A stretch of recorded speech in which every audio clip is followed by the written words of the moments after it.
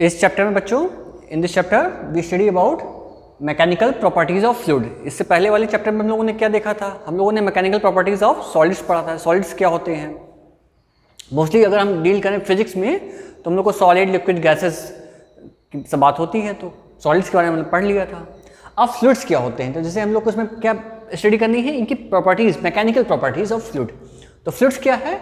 A substance which have the tendency to flow, यानी जो भी फ्लो हो सकता है।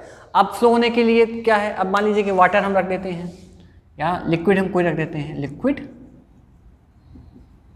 And gases. Liquid and gases are known as fluid because both have the tendency to flow. तो liquid और gases दोनों क्या है? दोनों की टेंडेंसी है फ्लो होने की। जो फ्लो होगा वो हमारे सारे के सारे सब क्या हो जाएंगे? फ्लूइड्स हो जाएंगे। अब हम इसी अब आइडियल फ्लूइड्स क्या होते हैं, उनकी कंडीशंस क्या होती हैं, वो सभी हम लोग देखेंगे कि इनके ऊपर क्या क्या इफेक्ट्स होते हैं। जैसे अगर आपको कह दें कि वॉल्यूम की अगर हम बात करें तो वॉल्यूम, गैस का वॉल्यूम क्या होता है? गैस जिस वेसल में रखा जाएगा उसका वॉल्यूम ऑक्युपाई कर लेता है, यानी इनका डेफिनिट हम अगर कहें तो डेफिनिट इनका वॉल्यूम नहीं होता है। ये पूरे वेसल को ऑक्युपाई कर सकते हैं। अगर जैसे हम ये एक वेसल लें, इसके अंदर हम गैस फिल कर दें तो जो इसका वॉल्यूम होगा इस वेसल का, वही इस गैस का वॉल्यूम हो जाएगा। और अगर हम यही सेम गैस का अमाउंट अगर इसमें लें तो वो इसका वॉल्यूम ऑक्युपाई कर लेगा। लेकिन अगर हम लिक्विड की बात करें तो अगर हम लिक्विड लें इसके अंदर तो लिक्विड का डेफिनेट होता है, लिक्विड इतना ही रहे। अगर हम और बड़ा वेसल ले लेंगे तो लिक्विड बिल्कुल इतना हो जाएगा। तो लिक्विड का डेफिनेट वॉल्यूम होता है, लेकिन आपके गैस का डेफिनेट वॉल्यूम नहीं होता है। गैस को हम लोग कंप्रेस कर सकते हैं, gas can be compress, but liquid can not be compress, यानी लिक्विड क्या हो जाएगा? Incompressible. Liquid is incompressible, liquid can not be compressible, incompressible, और ये आपका कंप्रेसिबल होता है। तो दीज आर सम डिफरेंसेस। और आप देखिए अब इनकंप्रेसिबल का मतलब अगर हम बहुत सारा फोर्स अप्लाई करें गैस के ऊपर तो क्या होगा? इसके वॉल्यूम में चेंज होगा, लेकिन अगर हम बात करें लिक्विड के तो इसके लिक्विड या सॉलिड्स की बात करें, उनके ऊपर बहुत सारा लगाएं तो देखिए कि बहुत माइन्यूट चेंज होगा, अदरवाइज नहीं चेंज होगा। हम ये मान सकते हैं कि दीज आर द इनकंप्रेसिबल। अगर इनका वॉल्यूम चेंज नहीं होगा तो इनका डेंसिटी हम मान लेते हैं कांस्टेंट रहता है। लेकिन हम लोग अब देखिए, जब हम लोग गैसेस, एक हम वेसल कंसिडर करते हैं और इस वेसल के अंदर जो हमारा फ्लूइड है वो एट रेस्ट पे है। जो फ्लूइड हमारा है वो एट रेस्ट है, यानी कोई भी मोशन इसमें नहीं हो रहा है। तो अगर इसके अंदर कोई बॉडी, हमने क्यूब इसमें कंसिडर किया है, इसको सबमर्ज कर किए हैं अंदर, तो इसके चारों ओर सरफेस पे परपेंडिकुलर, यानी सरफेस के परपेंडिकुलर फोर्स एक्ट करेंगे। और इसमें कोई भी आपका सरफेस यानी टेंजेंट डायरेक्शन में या हम अलॉन्ग हॉरिजॉन्टल डायरेक्शन में कोई फोर्स एक्ट नहीं करेगा। क्यों? क्योंकि अगर कोई फोर्स, मान लीजिए हम सपोज करते हैं कि कोई फोर्स यहाँ एक्ट करेगा ऐसे, तब क्या होगा कि फ्लूइड इसके ऊपर टेंजेंशियल फोर्स लगाएगा, तब न्यूटन्स के थर्ड लॉ से every action has equal but opposite reaction. तो ब्लॉक भी फ्लूइड के ऊपर फोर्स लगाएगा और फ्लूइड का मोशन होगा। लेकिन हम लोगों ने कंसीडर किया है कि फ्लूइड हमारा रेस्ट में है, तो there will be no force acting on the fluid move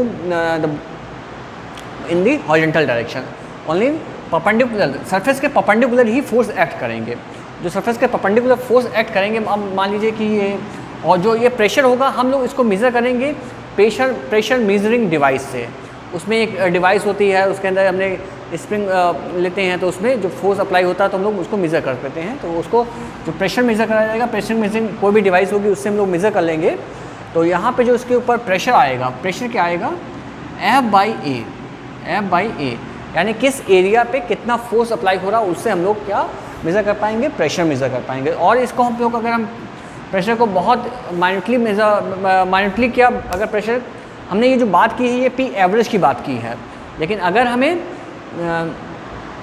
इसको और मेज़र करना हो, जैसे हम लोग तो इसको कैसे मेज़र करेंगे कि P is equal to limit delta A tends to 0 delta F by delta A। ये हमारा डेफिनेशन हो जाएगा कि लिमिट डेल्टा ए बहुत माइन्यूट एरिया, बहुत यानी इन्फिनिटी स्मॉल, यानी बिल्कुल छोटा सा एरिया जीरो की ओर, तो जो इसका delta F by delta A होगा ये हमारा प्रेशर को डिनोट करेगा। और इसका अगर हम यूनिट देखें तो इसका न्यूटन और इसका मीटर, तो इसका यूनिट क्या हो जाएगा, unit of pressure is Newton पर मीटर स्क्वायर और पास्कल, ये इसका यूनिट हो जाएगा। ये हमारा इसका किसका यूनिट हो जाएगा, मीटर। और ये कैसी क्वांटिटी है, ये हमारी स्केलर क्वांटिटी है, ये हमारी स्केलर क्वांटिटी। जबकि और इसमें एक चीज़ और हमें ध्यान देना है कि जो फ्लूइड हमारा होता है वो कैसा होता है, फ्लूइड इज़ इनकम्प्रेसिबल, यानी उसका इनकम्प्रेसिबल, उसका वॉल्यूम हम लोग चेंज नहीं कर सकते हैं, तो उसका density remains constant since fluid is ideal fluid is incompressible, ideal fluid is incompressible, therefore density remain constant, therefore density remain constant। हम बोल सकते हैं कि अगर इनका जो वॉल्यूम है वो रिमेन कांस्टेंट है तो इसका वॉल्यूम इसका चेंज नहीं हो रहा, तो हमारा डेंसिटी भी चेंज नहीं होगा। नेक्स्ट टॉपिक हमारा क्या है, पास्कल लॉ। पास्कल लॉ क्या कहता है कि the pressure in a fluid at rest is same at all the points if we ignore the gravity. इसका मीन्स क्या है, इसका मतलब क्या है कि जैसे हमने वेसल कंसिडर किया और वेसल के अंदर हमने कुछ फ्लूइड लिया, फ्लूइड कोई भी हो सकता है, और इसके अंदर हम लोग क्या देखा कि हम लोगों ने एक प्रिज्मेटिक एक प्रिज्म लिया, छोटा सा, बहुत छोटा सा प्रिज्म है, इसको हमने बहुत इनलार्ज किया गया है। और ये मान लीजिए कि जो पूरा प्रिज्म है बहुत छोटा सा है और वो जो सेम डेप्थ पे है, और सेम डेप्थ पे है तो वहाँ पे मान सकते हैं कि ग्रेविटी, वहाँ जो स्मॉल जी का वैल्यू है वो चेंज नहीं होगा, यानी जी का वैल्यू सेम रहेगा। तो जो प्रेशर होगा वो चारों ओर इस पे लगने वाला प्रेशर भी होगा, वो चारों वो लगने वाला प्रेशर भी सेम होगा। तो इसमें हम लोगों ने कुछ देखा है कि जैसे area B E F C को मान लिया है ए, यानी ए के सामने वाली जो एरिया है उसका क्या माना है ए सफिक्स में ए, और ए डी एफ सी को क्या माना है, बी के सामने है तो इसको ए बी मान लिया है, एरिया इसका ए बी है। उसी तरह इसका क्या मान लिया है, ए डी बी ई को मान लिया है ए सी, ये आपके एरिया हो गए। अब हम लोग देखें अगर इसमें तीन फोर्स एक्ट कर रहे हैं तो कौन कौन से फोर्स एक्ट कर रहे हैं, या एक आप देखिए एफ सी एक्ट कर रहा है, तो अगर हम आपको तीनों फोर्स देखें तो एक तो आपका एफ सी ऐसे किसी पॉइंट पे अगर हम कंसीडर करें, ये पॉइंट है आपका, ये आपका फोर्स कौन सा है, एफ सी फोर्स है। एक फोर्स कैसा एक्ट कर रहा है आपका, एक ऐसा, ये हमारा एंगल थीटा बनाते हुए, यानी ये एंगल थीटा है। तो अगर हम इसको, ये एंगल हमारा थीटा है तो हम अभी देखेंगे कि इसको कैसे रिजॉल्व कर सकते हैं, इसको कैसे रिजॉल्व करेंगे। ये हमारा एक हमारा क्या है फोर्स, ये हमारा एक फोर्स ये ऐसे है, ये हमारा एफ ए है, तो ये हमारा फोर्स एफ बी है। तो और ये एंगल अगर हम इस पे फोर्स देखें तो ये कितना एंगल होगा, ये थीटा है, तो इसके बीच ये हमारा 90 हो जाएगा, तो 90, तो ये कितना 90 माइनस थीटा, तो एफ, अगर हम इसको रिजॉल्व करने की कोशिश करें तो ये क्या हो जाएगा थीटा, तो F B cos theta, F B cos theta. तो अगर इसको हम रिजॉल्व करें तो ये हमारा रिजॉल्व कैसे होगा, ये क्या हो जाएगा एफ बी कॉस थीटा, और ये एफ बी साइन थीटा, दो कंपोनेंट में रिजॉल्व जाएगा। ये कैसे, एफ बी कॉस थीटा और ये एफ बी साइन थीटा में, इसको दो कंपोनेंट्स में रिजॉल्व कर लेंगे। तो यहाँ से हम लोग क्या इस फिगर से क्या लिख सकते हैं, तो यहाँ से क्या जाएगा F A is equal to F B cos theta, और एफ सी क्या जाएगा एफ बी साइन थीटा, ये हम लोग निकाल लेंगे। तो अगर हमें निकालना हो, ये निकाल लिया, तो अब हम क्या करें कि अगर, और हम लोग को मालूम है कि बाई ज्योमेट्री से हम लोग क्या कर सकते हैं, इतना निकालने के बाद हम लोग बाई ज्योमेट्री से क्या कर सकते हैं, हम लोग कह सकते हैं कि ए बी साइन थीटा, यानी A B sine theta is equal to A C, और क्या कह सकते हैं A sine A B sine theta is equal to A C and A B cos theta is equal to A B cos theta is equal to A. ये by geometry है, ये जो हम बाई ज्योमेट्री से इसको proof कर सकते हैं। बाई ज्योमेट्री से ये चीज़ें हम लोग को मालूम हो गई हैं, तो अब हम लोग को क्या करना है, हम लोग को देखना है कि निकालें f by B upon school, तो क्या कैसे कैसे करेंगे। अब इसमें हम लोग क्या देखिए, हम लोग को क्या f बाई ए, अब इनकी जहाँ वैल्यूज़ पुट करनी है हम लोग देखें, तो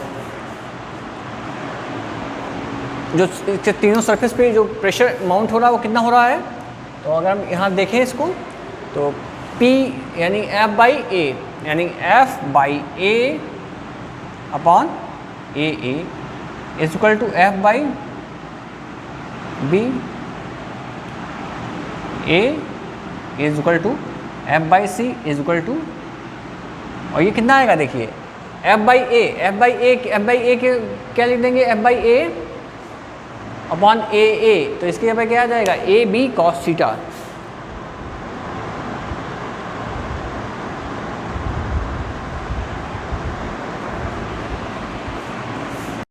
अब हम इन दोनों इक्वेशन को, ये इसको इक्वेशन लेंगे और ये इक्वेशन लेंगे, तो क्या मिलेगा देखिए f by A upon is equal to क्या मिलेगा एफ बी, ये क्या है कॉस थीटा, और ये वाला लिखेंगे, इसको ऐसे लिखेंगे ए, इसके नीचे A is equal to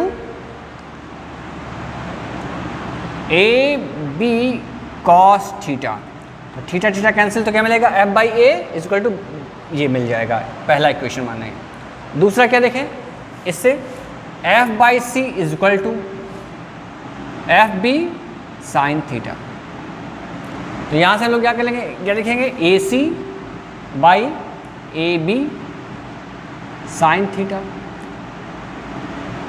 cut गया, तो यहाँ से क्या मिलेगा ये इक्वेशन 2।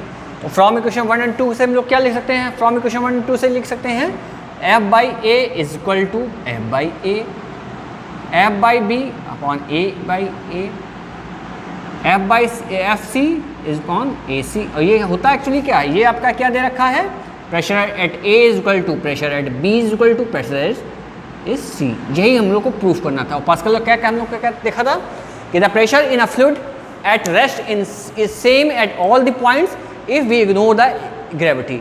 अगर हम ग्रेविटी का इफेक्ट नहीं लेते, यानी हम जो इसका सेम हाइट पे बात करते हैं, तो जो हमारे चारों ओर लगने वाला जो प्रेशर होगा वो सेम होगा, वो किसी भी, ये बहुत इंपॉर्टेंट पॉइंट्स है कि जब सेम हाइट पे सेम डेप्थ पे लगने वाला प्रेशर सेम होगा। ये अभी हम लोग इस पर न्यूमेरिकल भी करेंगे, एग्जाम में पूछे भी आते हैं, आपके कॉम्पिटिशन में भी आते हैं, तो इसमें क्या लगने वाला, जो चारों ओर से लगने वाला प्रेशर क्या हो जाएगा, सेम है। इसको मत देखिएगा, इसको इनलार्ज किया गया है, ये आपको इनलार्ज दिखाने के लिए किया गया है, एक्चुअली में ये बहुत छोटा सा है, बहुत माइन्यूट है, यानी सेम हाइट पे है, तो इनका जो प्रेशर होगा वो तीनों का प्रेशर क्या हो जाएंगे, हमारे तीनों प्रेशर इक्वल होंगे।